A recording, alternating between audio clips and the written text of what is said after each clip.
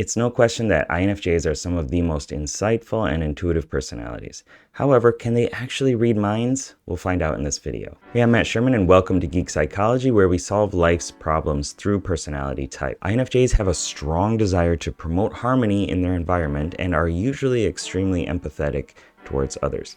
They may appear to be reserved or aloof at first, but this is often because they're reading the social dynamics and want to get to know someone's expectations before actually sharing their emotions or ideas with them openly. From time to time, you may question if indeed INFJs can read minds, but let's set the record straight. INFJs have an important and skilled part of themselves. As an INFJ, the NJ part of your personality type is what's technically called Introverted Intuition, or NI. Introverted Intuition is advanced pattern recognition. It's very connected to the unconscious mind, and the unconscious mind actually takes in data and patterns at the rate of 2 to 40 million bits of sensory information every second. It uses this information to help you predict what will happen next and to get an understanding of the world.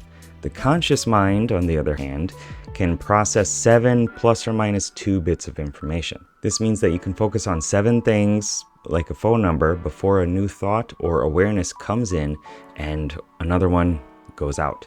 So if I said right now, focus now on the feeling of your clothing on your body, then you can do that, right? But where was that information before I asked you to pay attention to it? In the unconscious. And what isn't in your awareness now that was before? NJs have more flexibility and trust in their unconscious mind and the insights that come from it. That's why you'll hear a lot of INFJs say things like, I don't know where the idea came from, but I was right. Or it was just a feeling that I should follow this path. Connect that with the desire to understand how other people and cultures work, the FJ extroverted feeling aspect of yourself, and you get this uncanny ability to get a sense of who people are very quickly. Imagine that there are these 2 different parts of the INFJ. One part is a mystic and the other is an envoy or an ambassador. Because of the mystic character, INFJs are highly attuned to the unconscious signals around them. And the envoy keeps that focused on people, as opposed to things and technology, usually. So the signals that people give off, it could be through body language, facial expressions, tone of voice, but also more ethereal things like word choice or which direction they're facing when they're sitting down in a coffee shop.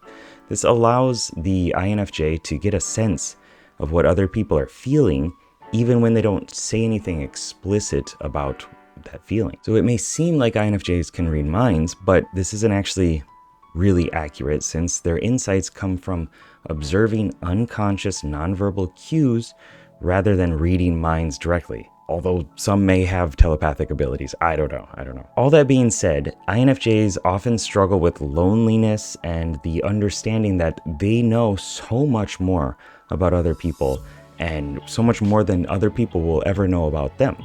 And there are some steps that you can take if you find yourself struggling with loneliness as an INFJ. So check out this video over here on why the INFJ struggles with friendship and what you can do about it. Good luck, have fun. Peace.